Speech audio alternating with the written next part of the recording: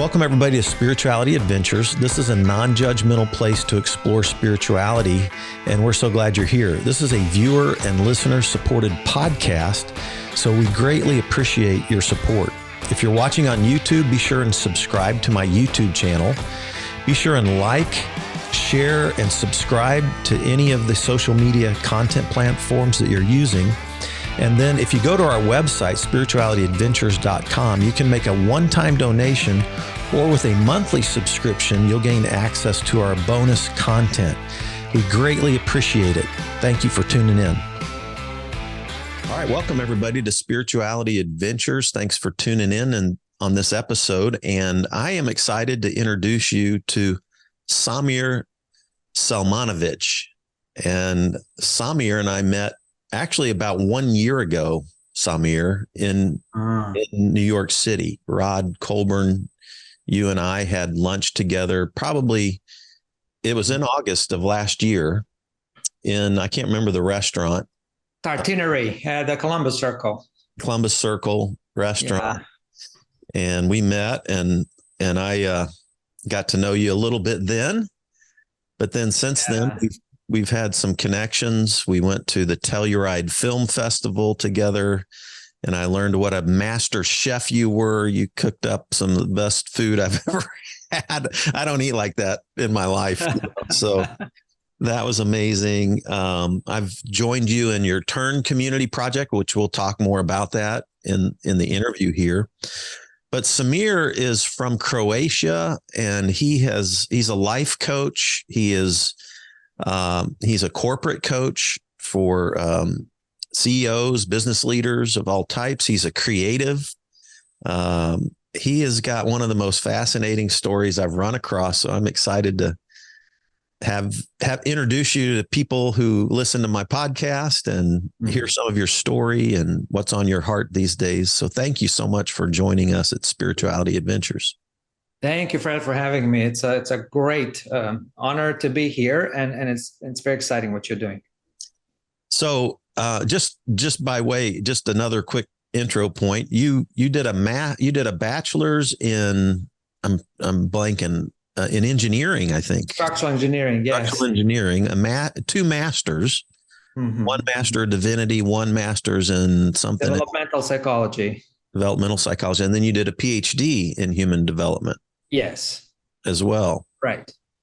And also you've been an atheist and a pastor and a whole bunch of, you're a mystic. I just think of all the different ways we could describe Samir.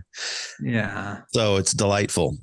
So let's start with you. Where were you born? Where did you grow up? Give us a little feel for your growing up years, your family life, and your faith life in your growing up years, or lack thereof, Yeah.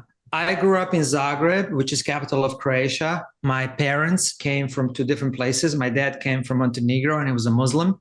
And my mom from Slovenia, which is Roman Catholic. So they came to high school, decided to stay there, got two kids, a car, and all of that. And they were pretty much sort of done with religion, both of them. They were in an atheist environment. And then suddenly I spring up after my high school. I go to serve the army there. And I come back converted, born again kind of a situation. And of course, how does that happen in the army? How does an atheist get converted in the Croatian army? I'm just curious. Yugoslavian army, 14 months, obligatory for everybody. So, it's a place where you have a lot of time to reflect. People come of age there. You're kind of 17, and I met a guy who was a Christian, and he put me on his prayer list, and then took me off his prayer list because I was impossible, and I just made fun of him. I had my own way of looking at life. And then I started reading the Bible, and I started talking about it, and suddenly something clicked, almost like a 2D world becomes 3D, or black and white becomes color feel to it. Mm-hmm. You see the spiritual dimension of life, that not everything that's real is visible. And then I sort of kind of, like submitted myself to the fact that truth is more than rational. Mm. And I just kind of this was an entry for me into that world. And yeah, then I came back. That was hard because it was sort of like underground there. It was very punishable thing to do. Yeah. Because ideological environment there was, you cannot have Bible or anything like that. Or so it was counterculture. Basically, I felt like I joined a culture in my world. Right. So here it would be similar to somebody in a mega church becoming an atheist or gay or, or a Muslim or, in an environment where everybody, all of your friends and family are part of the church or one of the mega churches. And suddenly you are 22 and you are becoming, shamanic priest. Right. So it's pretty, it's kind of opposite than here. And it feels good to be a countercultural of that time. And then when I came back home and joined the church and became part of it, I joined it with great spirit and great commitment, to it, and decided that after structural engineering, I'm going to go to the United States and study and become a pastor. Right. And what kind of church did you get involved in? It was a Seventh-day Adventist church. And was that the same faith that the person who was the Christian who shared with you, who prayed for you, was he or she a Seventh-day Adventist? Yes. Okay. Right. There were others. There were a Baptist guy there. There was a Eastern Orthodox, and we had debates and discussions and all of that. But even in those,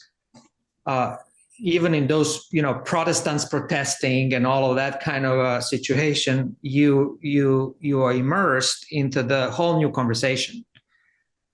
So everybody contributed in some way.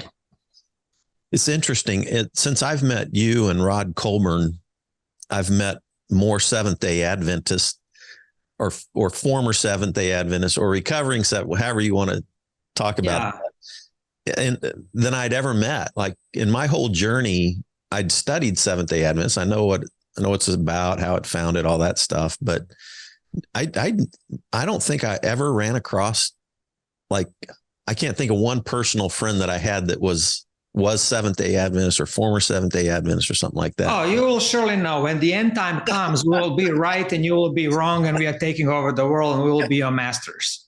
Right. Well, it's very simple. Yeah.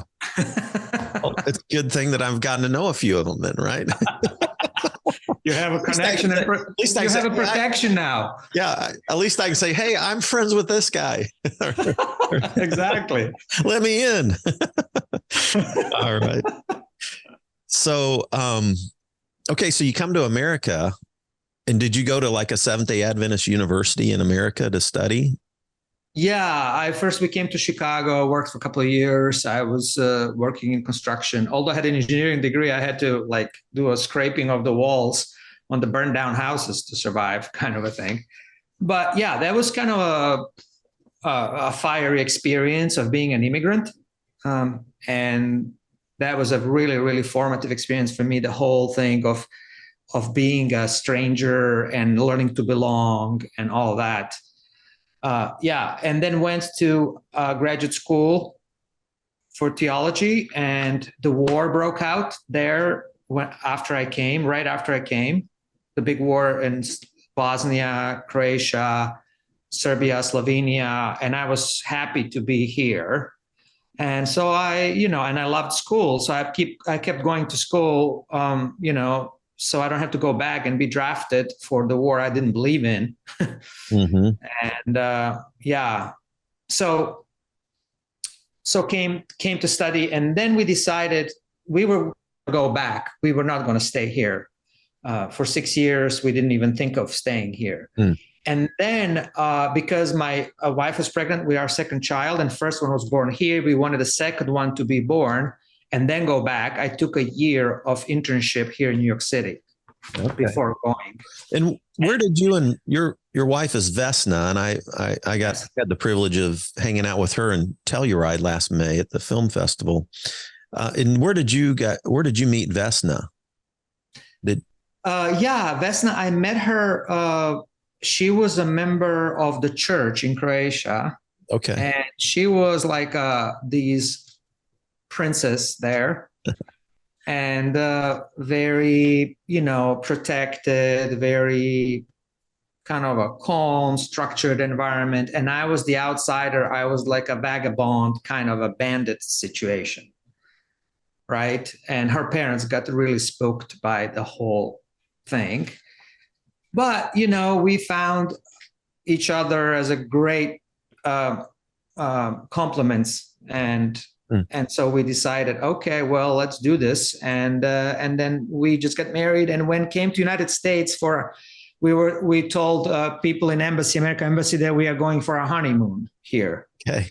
And that's how we got tourist visa. Oh. And then we switched to student visa here, which was a very tricky thing to do. So we had this white lie with American embassy. Otherwise, we wouldn't get it in. We just say, hey, we have so much money. We don't know what to do. We're getting married. We want to spend it in the US for a trip. Can you let us in? And Americans obviously fell for that and said, yeah, come spend money. Great. We will play on that card. And then we came here and then stayed. And switched then from student visa to my work visa. And after 1 year here working in New York, we had a big conversation one evening. We got a babysitter, went to a Starbucks and said, are we going back or are we staying? And we both voted for staying. And then half of your heart goes back and half stays here. But if you go back, half of your heart stays here anyway. So it's painful either way. So, yeah. So you have how many children? I know there are two girls. They are 25 and 27. And so you stayed. Vesna was pregnant with your second child, so you stayed longer in America. Is that right? Did I catch right? You? Right. Just before we just got an agreement for a year to stay, and we didn't promise people here that we will stay after a year. But the person who brought us said, we want you to stay, but we said we will not promise. We only have 1 year. Well, try it. And then we came, and then we met. Rod was there. He was the elder in that congregation in Manhattan. In Manhattan. He was the first person I met there as a member. Okay. He was there when we pulled in with the truck. For those who don't, Rod Colburn is a friend that I met about a year ago through Doug Paget. And so I've had Doug on the podcast, and he is a great talker. Yeah. Gosh, really enjoyed that. And then I've actually had Shelley Paget on too, and we talked about meditation and stuff, and beautiful yoga, meditation conversation. So that's how I met Samir, is through Rod Colburn. And Rod lives in Manhattan, and he grew up in Asia as a Seventh-day Adventist missionary kid. In Asia, if I caught that right. Yeah. So you meet Rod at this church in Manhattan. They're trying to talk you into staying. Is that right? Yeah. Well, we were, figuring out and each other, and then pretty soon, I was going to get a senior pastor for the congregation. I was going to be associate or assistant, but nobody either wanted to come, dared to come, or conference kind of became conservative after I came, and they didn't let anybody that congregation actually wanted. And so I ended up for 6 years there, being associate pastor by myself. Wow. That was, I got, so much has happened in the 6 years. You can imagine 9/11 happened at that time, right in the middle. Wow. And I, so you're pastoring a Seventh-day Adventist church in Manhattan when 9/11 happened. Yes. Wow. Exactly. Wow. Yeah. And there was a Michael Bach. He was our member, and I really sort of groomed him to be a chairman of the board for a couple of years, and he was elected. and a week before 9/11, and 9/11 was his first day at work, and he was on the first tower on 94th floor. An airplane hit into his office, the first airplane. Wow. And we lost him. So the church was very wounded, and we worked a year around, like for the next 12 months, on steroids to deal with that, and which bonded us. Every crisis bonds people, which was really I'm curious. beautiful in some way. I want to ask, just pause here for a minute. When I was in Kansas City pastoring Vineyard Church when 9/11 happened. And the crazy thing was we had met in a middle school for 10 years and grown to about 400 people. And then we'd bought land, built a building, and sent out a big mass mailer, kind of for a grand opening service. And it hit people's mailboxes the week of 9/11. So 9/11 was on a Tuesday, and our grand opening service was the following Sunday. So we went from 400 to 800 people in 1 week. We grew from 3 to 400 in 10 years. And then in 1 week after 9/11, people just showed up at church in droves, and we were having our grand opening and all that in this new building. And I remember all the pastors in America that I was listening to, like evangelical pastors, they were talking about how this was judgment on America for homosexuals, or it was, or they were fostering hatred toward the, Muslims and all that kind of stuff. Yeah. And I was just listening to all these messages coming out, and I had already developed a heart for the Arab Muslim world. And I had friends that, that I'd partnered with in the Arab Muslim world. And so I started talking about loving Muslims almost immediately. Right. Which, good luck for that. Yeah. Yeah. Right. But it's kind of like, well, hey, even if Muslims are enemies, which I wasn't willing to say that, but in people's minds, that was in the air, And so then I was like, well, then what would Jesus do? What does he teach us to do for our enemies? Is love, let's love. Anyway, and then we started trying to connect with our local mosques here in Kansas City, try to do some love and service kind of stuff. And that was really against the stream. I'm sure you went against the stream as well too. I know you did, because of your background and everything. Right. I mean, we opened the church. We brought Muslim leaders of all kinds, from New York, and put them on a stage for a conversation, with them. Good people who have been fighting these extremists for decades, people who have lost people who are far more threatened by the extremists than you and I as Christians are. Because if this extremist has one bullet, and then there is another Muslim who is not extremist, and you who is not a Muslim, they would spare the bullet on the brother. Right. So going against people who are fighting their extremism from within, it's just the dumbest thing you can do, like opposite of what you can do.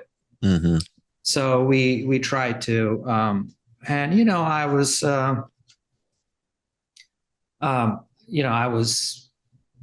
working for, when the Ground Zero Mosque thing came. Remember, there was a big issue there. I was very close with Imam Faisal and Daisy Khan, who were leading that mosque, and I was there for the first meeting in the community when they got permit.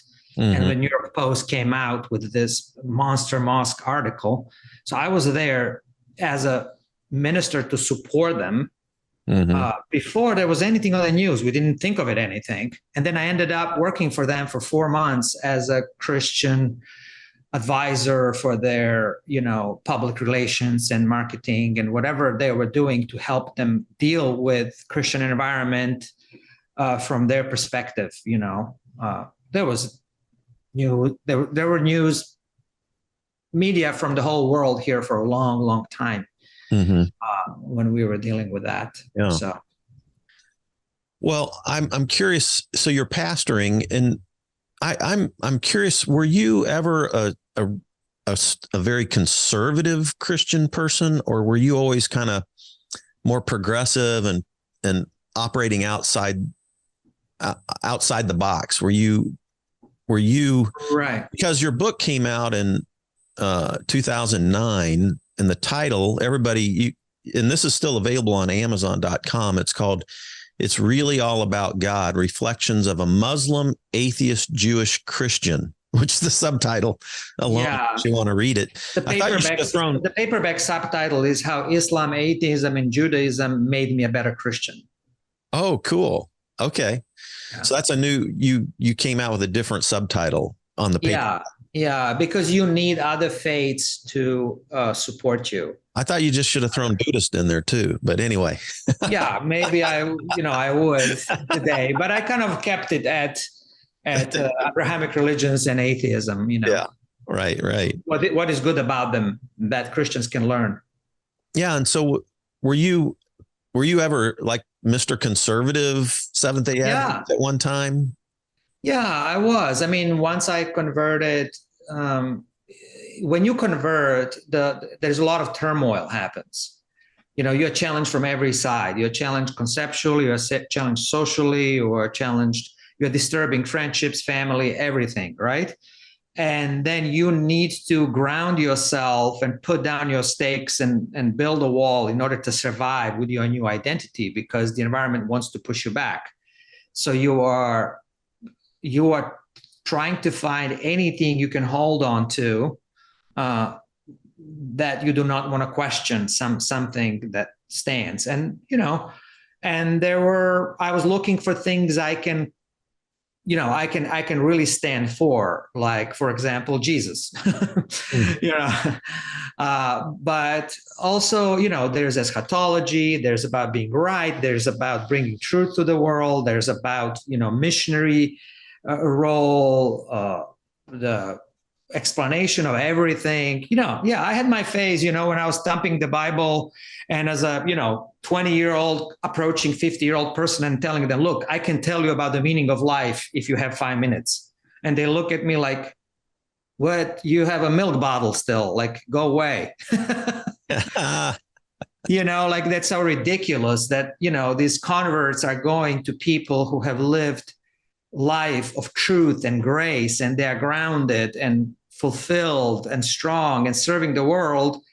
And they're approaching, I would approach them with the Bible and say, hey, like, how about I tell you what it is all about?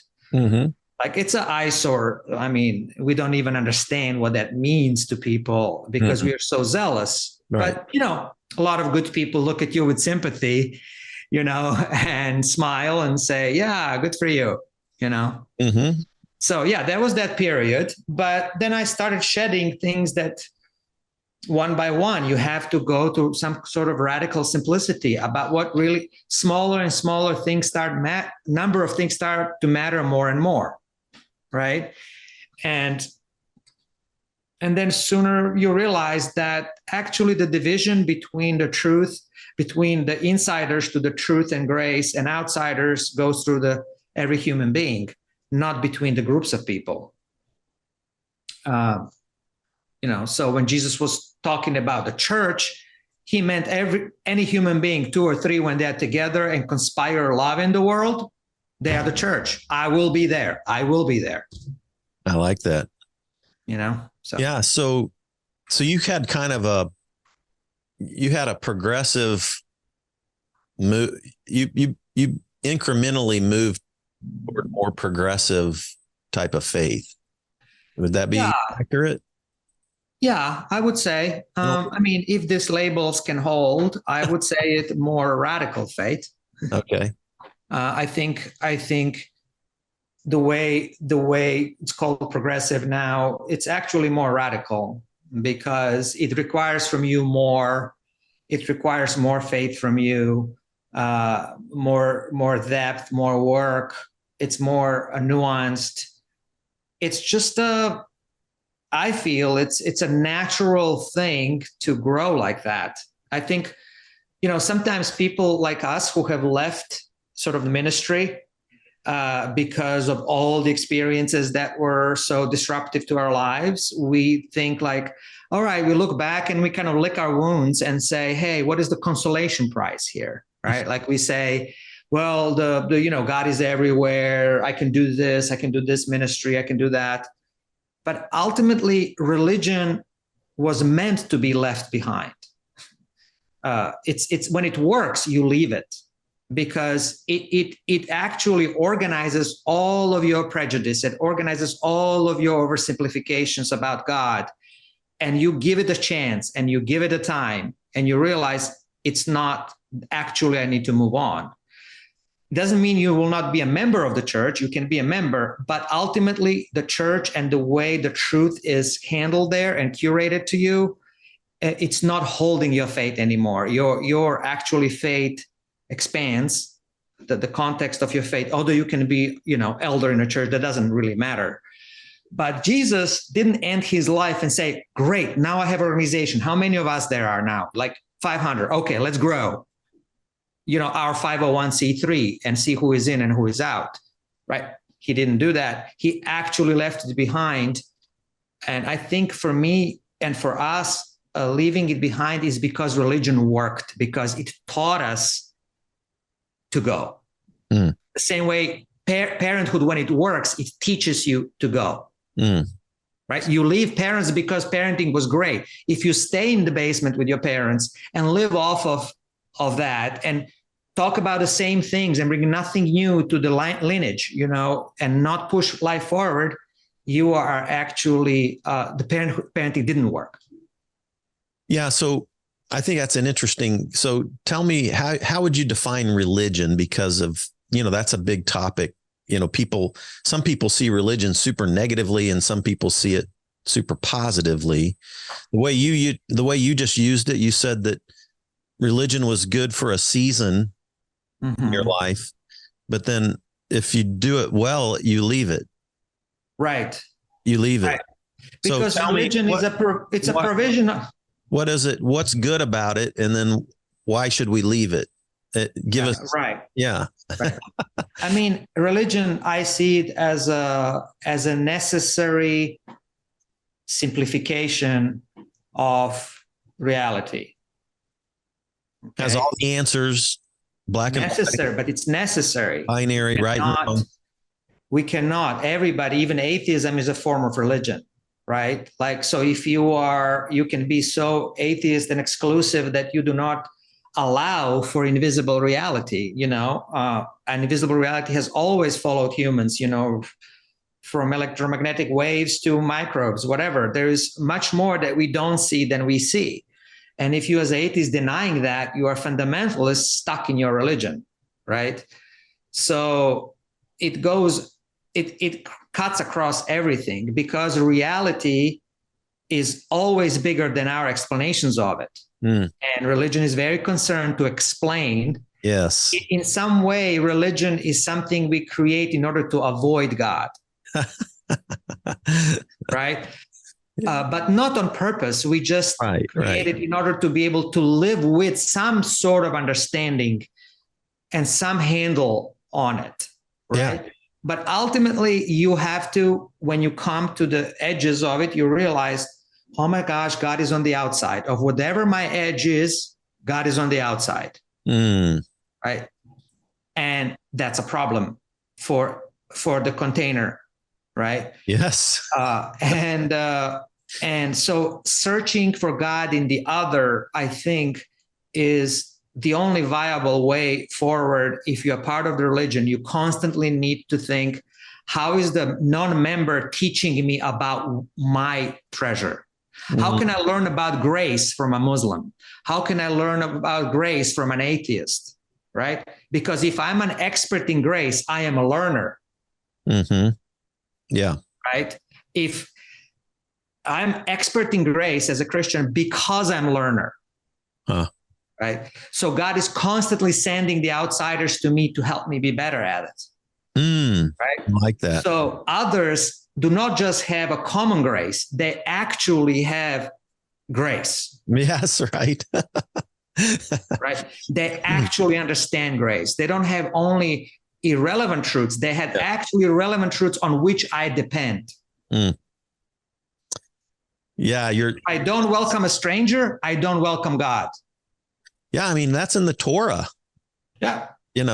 Like it's everywhere. It's a New Testament right there. I mean, Jesus was a stranger on a mouse road, and he was a stranger. And when he is a stranger and he gives Eucharist as a stranger to them, remember that moment? Yeah.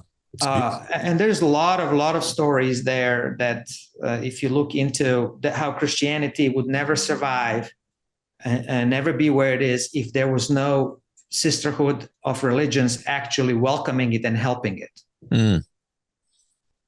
Yeah. Including the wise men who never became Christians and brought the first money, the first checks to the baby movement and said, here you go. You are valid. Here's our frankincense, myrrh, and gold. This is all money, basically investors. Generosity. Take it and grow. And they left. They didn't get baptized, born again, none of that. So, and these were astrologers. So I'm telling Christians, whenever you see astrologers, you approach and say, thank you for your ancestors making my religion possible. Right. We owe you our existence. I love that. I did a blog last year called, The Magi, Non-Christian Followers of Jesus is how I titled it. Right. But and I gave them, it is interesting, both the Hebrew Bible and the New Testament many times make the anti-hero the hero, like the outsider, like the Good Samaritan is a classic example. But there are these stories in the Hebrew Bible too, where the outsider who kind of would typically be frowned upon is made the hero and the example. And I think the wise men display like what we might call true worship. I don't know what you'd want to call it, true worship, but they followed the signs of God in the skies. They discerned God's presence in nature. They leaned into it. They recognized some special sense of incarnation through Jesus and responded with generosity and reverence. It's we should do with other religions as well. Yeah, I love that.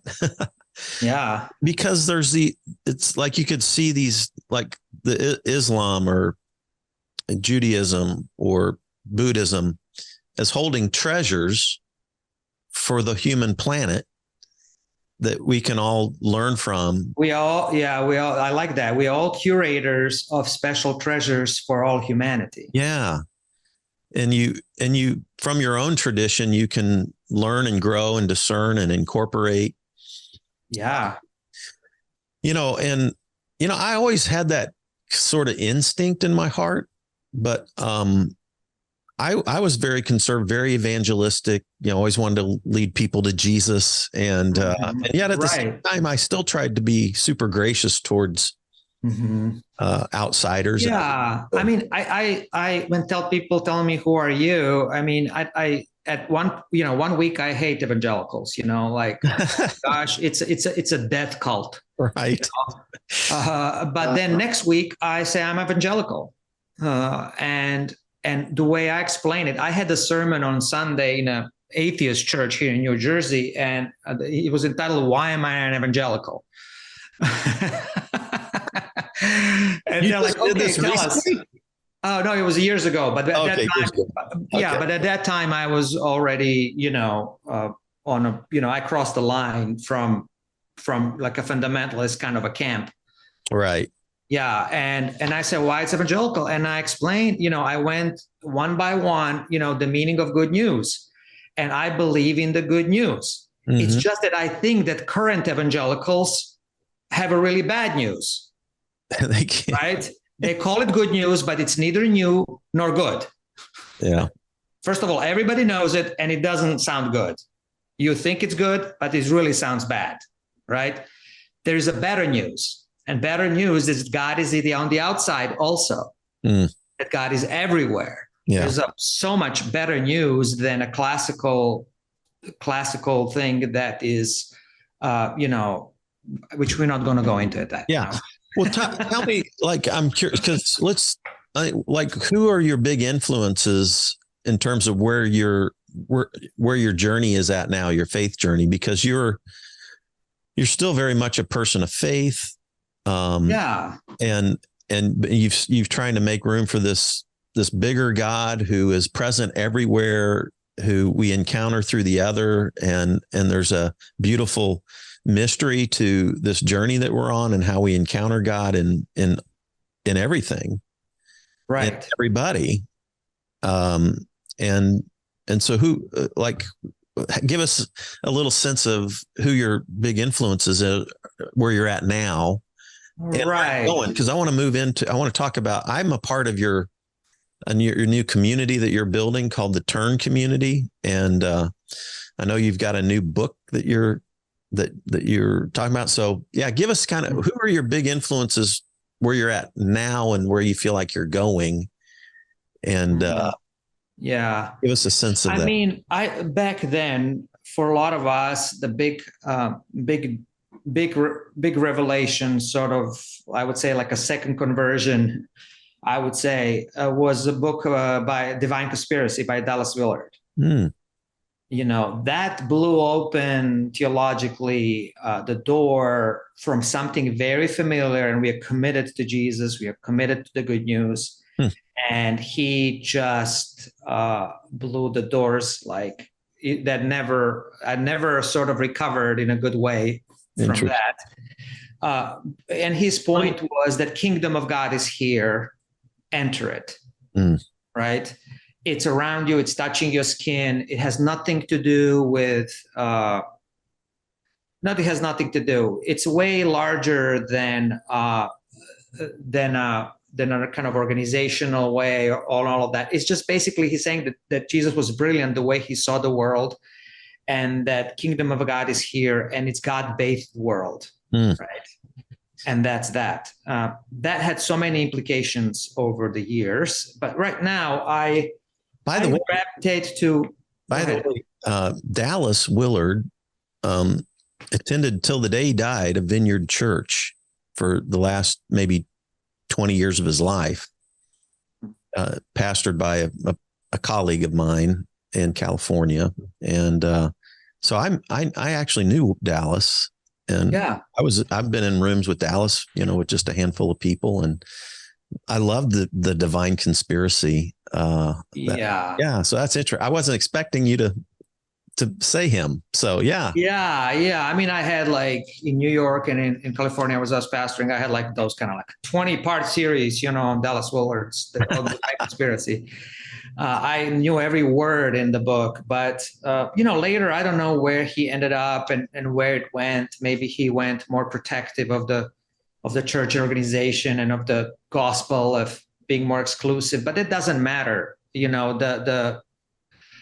The beautiful cat was out of the bag. Right. The tiger was out of the bag. And and I don't think he would have viewed it being a part of a community as a restrictive thing. I think he was very I don't even know the right word I'm looking for, but very ecumenical in his approach. Right. Yeah. So that then started to, open it up a lot. There was the classics like Tony Campolo and people like that who were just so playful.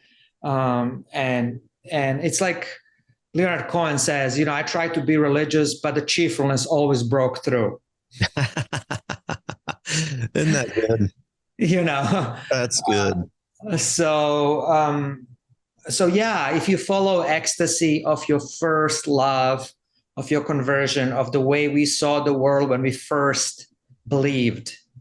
I think you got to follow that all the way through, right? From the beginning, is that this first beginning that gave us this kind of like a undeveloped, nascent, young way of looking at this had a really truth to it.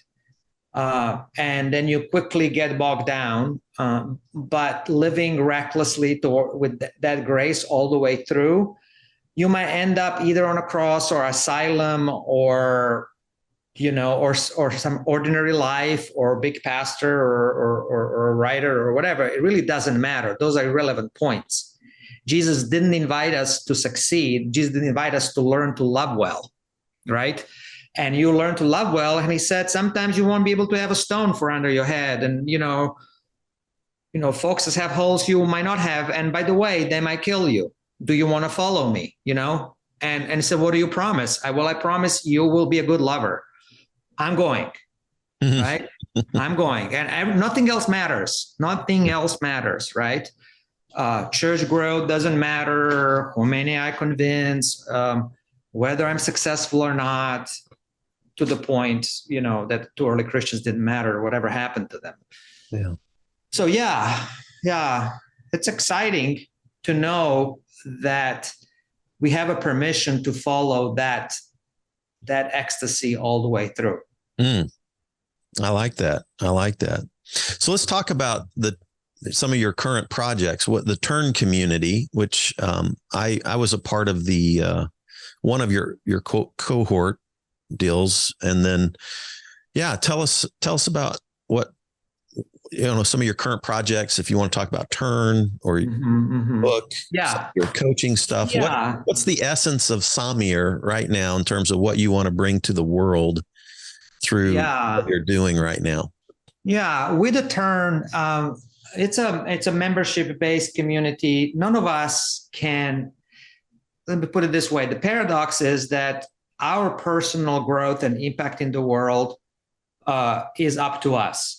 But none of us can do it alone, right? We need to have a witness on this journey. And whatever is not processed at the view of other human beings who accept you and do not judge you, but validate you, your identity doesn't move anywhere. Like you're kind of stuck. So the hocus pocus moment is where you actually dare to try on your new self, and you incarnate your conviction and who you are becoming in the world, and you are seen by other people and validated, then you have shifted. Everything else is self-development pushing, but it's not happening until there is that moment that happens. So you need to do it with other people. So what we want to do is have something that provides essential care for change agents, and to do that, we have to have a connection and a community, for a number of reasons. But what we do, we bring people in and ask them to do that thing, to get that thing going. And that thing is the one you're avoiding, the one you need to do, the one that you want to do, but you're not doing, right? We all have those kind of pivotal moments or projects that we will enter that have a certain sense of discomfort about them. Then what we do is help people understand themselves. So we try to really simplify in the English language, not religious language, not spiritual language, right? Spirituality, it's a spirituality adventure for sure, but that's where spirituality language stops, naming it. Everything else needs to be whatever we are doing needs to be able to be understood by somebody overhearing our conversation in a coffee shop. Right? Because we do have a common language that is rich, and it's not necessary to introduce confusing points in, right? So confusing labels in it. So we connect with great people, and we are really committed to have fun and not take ourselves too seriously. So if it's not fun, it's not true. Because humor is the way we actually respond to incongruencies of our lives. And if you don't have humor, you are not aware of your incongruencies. So what it does, we do like intensives with a little bit of our projects that are challenging for people. And then, right now, if you go to turncommunity.com or .org, you can, there's a waiting list open and launching in September. Yeah. Either one? You got both? Yeah. Yes. Okay. Yeah. So it's kind of like turncommunity.com or turncommunity.org. Right. And what I am doing is on my first and last name.com. And there's a link to the Turn community there too. So yeah, and what we are up to is we're trying to have like how I do a lot of cooking, right? So I have written about it, and I have done a lot of videos, and I at one point had a cooking school. The trick with cooking is that people offer you these books that have like 100 skills you need to have, or 200 recipes for life, And the book that really kind of succeeded was the book, it's called Salt, Heat, Acid, those 4 elements that are basically simple elements that organize all of your knowledge that you can connect with each other if you get something like that. So we keep seeking something that will offer radical simplification to the overwhelm we all feel with change, uncertainty, advice, knowledge. It's a tsunami that's coming at us, all of us, and we are all overwhelmed. We do not need more knowledge. Knowledge is dead. It's like information used to be. Now with AI, what we need is a witness of each other and experience of transformation. So we are, as a society, change rich and transformation poor. Right? So how do you get not distracted by change and actually have some form of radical simplification? Because radical simplification is necessary when we deal with complexity, right? So when you go for a date, it's a very complex event, right? Very complex, physically, mentally, emotionally, socially, like a first date, it's very complex, right? Especially if stakes are high, it will decide your future, how you feel about yourself. It will affect all of your relationships. Everything is affected, right? You're figuring things out. Mm-hmm. So imagine if somebody gives you 100 things to remember, to keep in mind, to have a good first date. That's not helpful. That's not helpful. Although there are 1,000 things to remember, if you would really break it down, it's so complex. But complex does not have to be complicated, meaning we all can simplify our spirituality, our view of the world, so we can function, have an impact, and it's good enough, right? Mm-hmm. Rather than constantly expanding. So we have 5 of these kind of themes, and I always ask people to come with the 6th one that is their own. So that's what I think about and write about, and I'm right now working on a book, or might be a series that is dealing with that, and it's just a plain English that is drawn from ancient traditions, neuroscience, poetry, and it's very intuitive and very, very simplistic. Because the more simple it is, the more useful it is.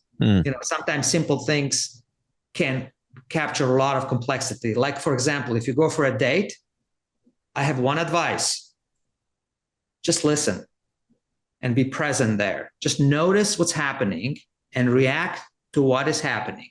That's all. That's the advice. Don't worry about how you dress. Don't worry about any of these things, any of these stuff you learn about women or men, or, forget about all of this. Be there. Practice being there. There may be 2 or 3 more, but this one is ground advice. And whatever happens, you come back and you will learn from it, and you will be better for it, and relationship will go into the direction it has to go to. Right. That's it. So there are many rules like that, Man, we need to come back. Like, I'm 62 and, I'm single. Right. So, yeah. So we could come back and we could do a whole deal on dating advice for Fred. Oh my gosh, that would be amazing. I love that. I have 2 daughters. I have spent a lot of life energy trying to figure that out. Yeah.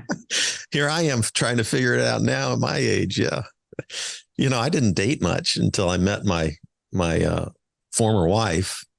and started dating at 19, got married at 21, you know, and I see. then it unraveled a few years ago after Hey, 30 so much is awaiting for you, years. man. So yeah. Oh my gosh. So it's like my whole life unraveled, Samir, you know this. And then Yeah. now I'm like, oh, okay. Well, now what do I do with my life? You know, I'm still alive. I'm still breathing.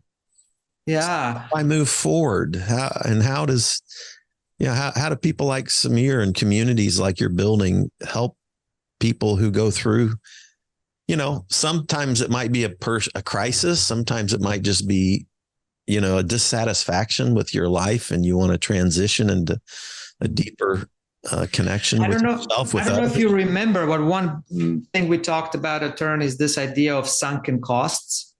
Like we feel that a lot of things in our lives that we would like to take back that were like a wrong turns or blind streets or bogs, where places that we would rather not be there, that have absorbed so much of our energy and we have invested in. Mm-hmm. And now they're sunken costs. They're like, well, that's the cost of doing business, kind of a thing. You grieve over the loss, right? But the thing is, who you are right now, your perspective on life is because of these events. These events are directly informing and giving depth and beauty to your perspective on life right now that we need, right? We all need your perspective. We all need you to double down on your crazy and move into the world. One of the books I entitled, We Need You Crazy. Yeah. Well, I'm all in on that one, man. Right. So doubling down on that and learning to articulate it and be more gracious to yourself and to others is the only way for these costs to be actually feed you, and give you the great strength instead of being something that you have lost and grieve over. We do need to grieve over things, obviously, but right. But this informs your unique perspective. Yeah. So, excuse me. So people can jump on the turncommunity.org or .com and like they could actually look at that and jump in. Right. Right now it's a wait list there. Okay. Like an interest list. If they go to my email, my first and last name.com, they can subscribe to my newsletter. So that's how we can stay in touch. Okay. That's where it will start. That's how we can start being in touch. But yeah. And then you also do executive coaching, life coaching, corporate. Yeah, I do a lot of like a corporate things. That's kind of like I do that 3 days a week. And there are people from, all industries. I have a lot of people from like telecommunications and army, but all kinds of, and you just realize how people are so much the same, how we are all similar in what it means to be human. And it's also coaching that goes beyond, it's post-professional, meaning I try to help people deal with the unknown and deal with the mystery in their lives. Because if you learn to be a good human being, you will be good at your work, right? Professional training has exploded to the point that we actually people need to be more resilient human beings and more loving human beings toward other people, and then they will excel in no matter what they do, right? And I think people come for one thing, but then they get another. People usually, how can I become vice president? And this is what I want. I'm like, really? That's what you want? Yes, that's what I want. Okay, well, let's talk about it. And then later they realize, I actually might have a better goal than that. Right? There's better things in life. Just one thing I want to plug in and about common good, because we have, been part of the vote commongood.org. Yeah. When I interviewed Doug Padgett, we got to that. We touched on that at the end of his interview. It was good. Right. You're part of the original board that helped create Vote Common Good.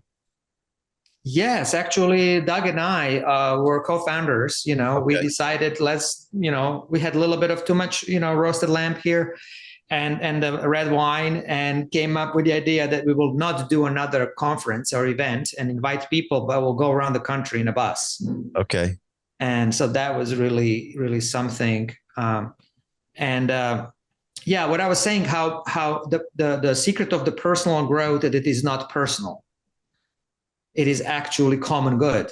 It's the moment you can decenter yourself from your ultimate concern is prerequisite for you to grow, right? So constantly trying to improve yourself and be better and focus on that, it works to a point. It works in a way if you hold yourself loosely and you care for common good mainly, right? Which is another word for kingdom of God that Jesus talked about. It's just another name for it. So people feel a great relief to not have to constantly be their best self, have best experience. People are so obsessing about shortness of life, and they have to have best experiences, be their best self, all of that kind of thing, self-development that is supposed to give you the way, but it becomes on the way. And so you got to simplify that. And don't read any self-development book for a year and see what happens. Paying attention to who you are already and what life is around you, rather than adding more and more advice.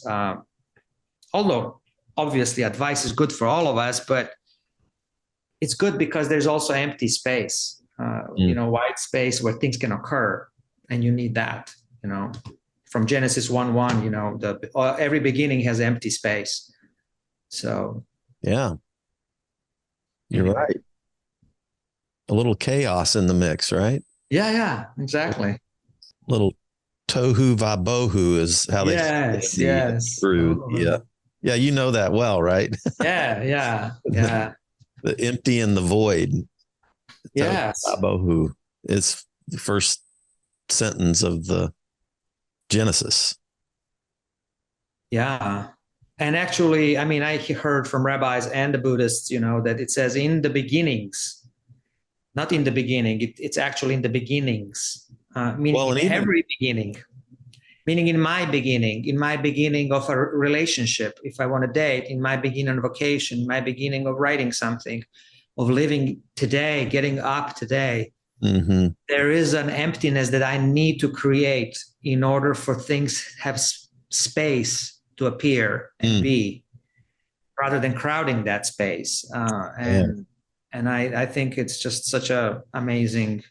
The problem with the Bible is that you need more than one lifetime to understand anything. And it's a problem with religion. Religions are so deep and so beautiful, each of them, that you need 500 years to understand each one, but you only have one life. I know. Right. So you're stuck with partial understanding of everything that you could know, a minuscule part of all the great things of one story. Yeah. Right. I could either wish for reincarnations, come back as a Muslim and really do a deep dive in the Quran and that whole history, or come back as a Buddhist, do a deep dive there, or, and then, we could do it the other way and have a matrix download where, they just stick that thing in the back of your head. Right. Yeah. And now I know Kung Fu, right? So yeah. Or what helps me is, give up on wanting to know more. Oh, yeah. And let people have their own story. That what helps me. Like, let them have a story I don't understand. I don't need to. They don't need to be known. individuals in a relationship don't need to be known. The moment you say to your lover, I know you, is the moment you don't. Mm. The moment you are kidding yourself because you don't even know you. I don't even know myself. And I have really access, but I don't. I have a stranger in me. So when you say, I want to know your faith, they're like, no, you can't know my faith. I don't know my faith. Mm. Right. So let others be experts in that. It's like food, you don't want to have all restaurant mixed in one. You do want a Thai restaurant, you do want a Japanese, you do want a Bosnian, and you want them to shine, and you're a guest that is welcome to partake, and then you go back and you run your own so they can visit. Yeah, the richness of the tapestry of life and being able to be present with it in all its different manifestations. I love your emphasis on uncertainty and unknowing as well, because I think even like back when, like Moses saying, well, God, who should I say sent me, and then, God doesn't like it just, well, tell him. And then there's this word, there's this verb for being. Mm-hmm. Tell him I am sent. Yeah. Oh, well, well, that makes perfect sense. I am. Oh yeah, of course. Hey, everybody, I am sent me. Yeah. Being the presence and being and mystery of the universe that we can't know and can't be certain quite about. Yeah. It's a mystery, but that's who I'm, I love that. It's interesting, isn't it? Yeah. And we have a right, because we're in God image, as you talk about original blessing. I know you are thinking and talking a lot about that. Yeah. Is that original blessing is being created in the image of God before sin, right? So this original blessing is before the blessing of, it's a first grace. First grace is to exist. We do not need sin to explain God. That's right. If God needs sin to be explained, that's really small God, right? So there was a first grace. But if you mess up, there is a second and third and whatever grace you need. That's fine. But then this first grace is that you do not know. When God says I am, and if you're in the image of God, you can say I am back to God. Well, God, I am, right? And God says, no, you are not. I am. No, God says, great. You are mystery too. You are mystery too, even to me. You have a free choice, actually. Right? Yeah. So I love that. I'm God. I don't need to know everything. I'm so powerful that I can decide not to know everything.